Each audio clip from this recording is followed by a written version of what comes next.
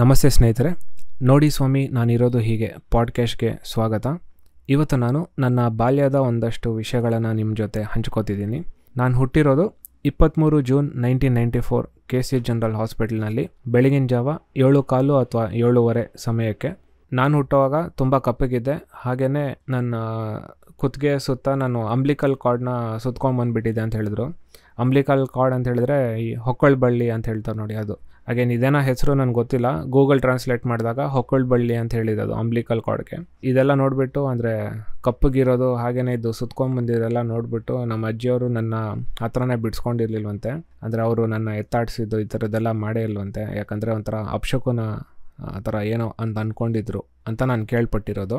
But ಆಮೇಲೆ ಒಂದಷ್ಟು ಜನರೆಲ್ಲ ಅವ್ರಿಗೆ ಹೇಳಿ ಕನ್ವಿನ್ಸ್ ಮಾಡಿಸಿ ಆಮೇಲೆ ಅವರು ನನ್ನ ಎತ್ತಾಡಿಸಿರೋದು ಈ ಥರದ್ದೆಲ್ಲ ಮಾಡಿದಾರಂತೆ.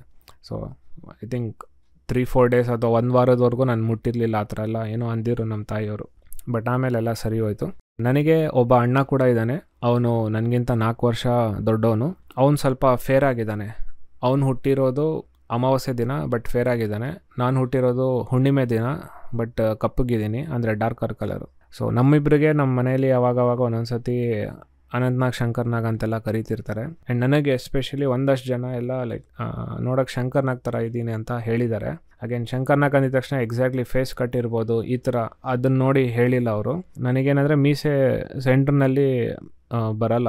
ಸೊ ಬರೀ ಆ ಕಡೆ ಈ ಕಡೆ ಮಾತ್ರ ಬರುತ್ತೆ. ಆ್ಯಂಡ್ ಆ ಮೀಸೆ ನೋಡೋಕ್ಕೆ ಸ್ವಲ್ಪ ಶಂಕರ್ನಾಗ್ ಅವ್ರ ಥರನೇ ಬರೋದು ನನಗೆ. ಆ್ಯಂಡ್ ದಾಡಿ ಕೂಡ ಕೆಲವೊಂದು ಸತಿ ಸ್ವಲ್ಪ ಶಾರ್ಟ್ ಥರನೇ ಬಿಟ್ಟಿರ್ತೀನಿ. ಸೈಡಲ್ಲಿ ಎಲ್ಲ ಬಂದಿರುತ್ತಲ್ಲ, ಇದನ್ನು ನೋಡಿದಾಗ ಸಡನ್ನಾಗಿ ಆ ರೀತಿ ಕೆಲವೊಂದು ಸತಿ ಅನಿಸುತ್ತೆ. ಹಾಗಾಗಿ ಒಂದಷ್ಟು ಜನ ಆ ರೀತಿ ಕರೀತಾರೆ. ನಮಗೆ ಚಿಕ್ಕ ವಯಸ್ಸಿಂದನೇ ಈ ಅಕ್ಷರ ಕಲಿಸೋದು ಇದೆಲ್ಲ ಅಭ್ಯಾಸ ಮಾಡಿಸಿದ್ರು ನಮ್ಮ ತಾಯಿಯವರು.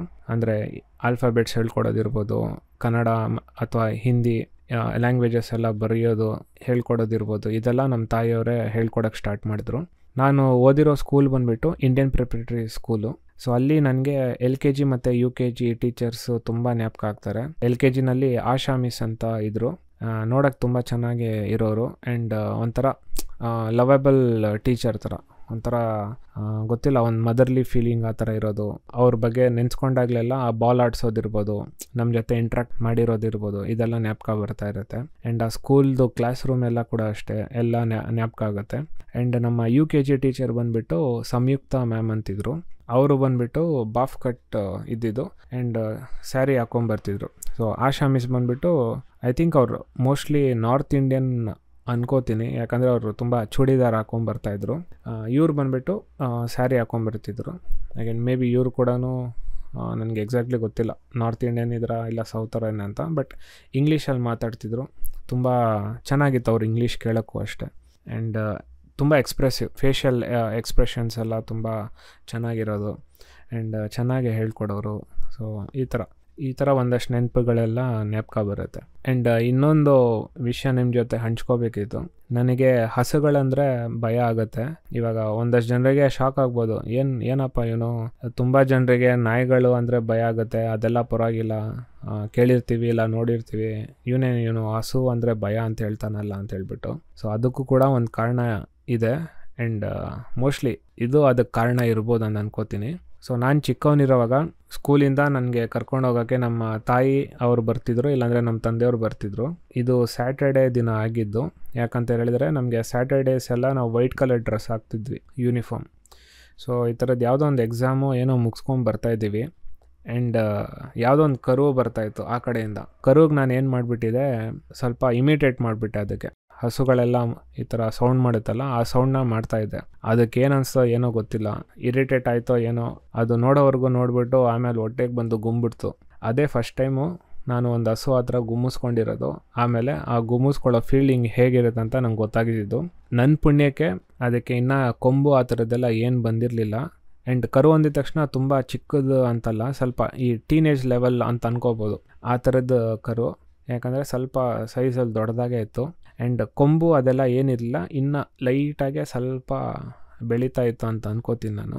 ಸೊ ಅದು ಬಂದು ಗುಮ್ದಾಗ ನನಗೆ ಹೊಟ್ಟೆ ಎಲ್ಲಿದೆ ಅಂತ ಕರೆಕ್ಟಾಗಿ ಫೀಲ್ ಆಯಿತು. ಆ್ಯಂಡ್ ನಾನು ಚಿಕ್ಕ ವಯಸ್ಸಲ್ಲಿ ನಾನು ತುಂಬ ಸಣ್ಣಕ್ಕಿದ್ದೆ. ಸೊ ಈ ಸಂಕುಲ್ ಕಡ್ಡಿ ಅಂತ ಹೇಳ್ತಾರೆ ನೋಡಿ, ಆ ಥರ ಮೋಸ್ಟ್ಲಿ ಲೈಕ್ ಆ ಇನ್ಸಿಡೆಂಟ್ಸಿಂದ ನಾನು ಇವಾಗ ಯಾವುದೇ ಹಸು ನೋಡಿದಾಗಲೂ ಅಷ್ಟೇ ಫಸ್ಟು ಮೈಂಡಿಗೆ ಬರೋದು ಇದು ಏನು ಯಾವಾಗ ಬೇಕಾದ್ರೂ ಗುಂಬೋದು ಅಂತ ಅನಿಸುತ್ತೆ ಅಂತ ಹೇಳ್ಬಿಟ್ಟು. ಅದಕ್ಕೆ ಯಾವುದೇ ಹಸು ನೋಡಿದಾಗಲೂ ನಾನು ಆದಷ್ಟು ಆಪೋಸಿಟ್ ಡೈರೆಕ್ಷನಲ್ಲಿರ್ತೀನಿ. ಅಲ್ಲಿ ಅಫ್ಕೋರ್ಸ್ ನನ್ನ ತಪ್ಪಿದ್ದೇ ಇದೆ, ನಾನು ಅದಕ್ಕೆ ಇರಿಟೇಟ್ ಮಾಡಿಲ್ಲ ಅಂದರೆ ಈ ಥರದ್ದೆಲ್ಲ ಏನೂ ಆಗ್ತಾ ಇರಲಿಲ್ಲ. ಬಟ್ ಅವಾಗಾಗಿರೋದು ಇವಾಗವರೆಗೂ ಕೂಡ ಒಂದೊಂದು ಸತಿ ಕಾಡುತ್ತದು. ಬಟ್ ಅದು ಒಂಥರ ಮೆಮೊರೇಬಲ್ ಎಕ್ಸ್ಪೀರಿಯೆನ್ಸು. ಇದಿಷ್ಟು ಇವತ್ತಿನ ಪಾಡ್ಕ್ಯಾಸ್ಟ್ನಲ್ಲಿ. ಮುಂದಿನ ಪಾಡ್ಕ್ಯಾಸ್ಟ್ನಲ್ಲಿ ನಾನು ಇನ್ನೂ ಒಂದಷ್ಟು ಬಾಲ್ಯದ ದಿನಗಳನ್ನೆಲ್ಲ ನಿಮ್ಮ ಜೊತೆ ಹಂಚ್ಕೋತೀನಿ. ಸೊ ಮುಂದಿನ ಪಾಡ್ಕ್ಯಾಸ್ಟ್ನಲ್ಲಿ ಸಿಗೋಣ. ಧನ್ಯವಾದಗಳು.